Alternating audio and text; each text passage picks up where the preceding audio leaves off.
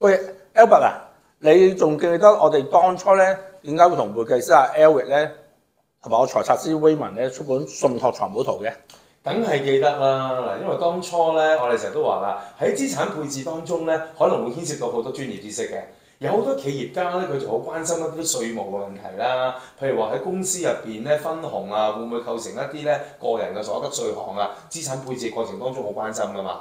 有一啲高值嘅客戶又擔心咧，譬如話利息稅啊、資本增值稅啊、遺產稅嗱，稅務咧確實喺資產配置當中咧係扮演好重要嘅一環嘅。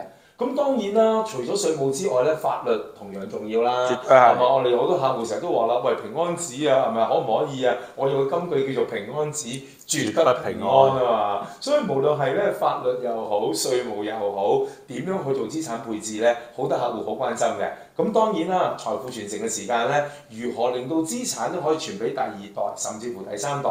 當然亦都牽涉到好多咧，係咪財策嘅知識啦？咁所以咧，理財三劍俠咧喺財富傳承當中咧，真係撐緊隻腳都唔成事啊！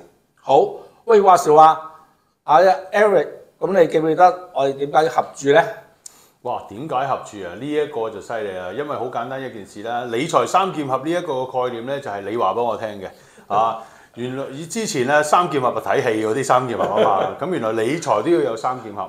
咁我過去啊，你都知道我做會計做稅務呢一方面咧，我先至係話啊比較專注一啲。咁對於財策啊，對於法律上面嘅嘢，咁啊梗係你哋兩位啦。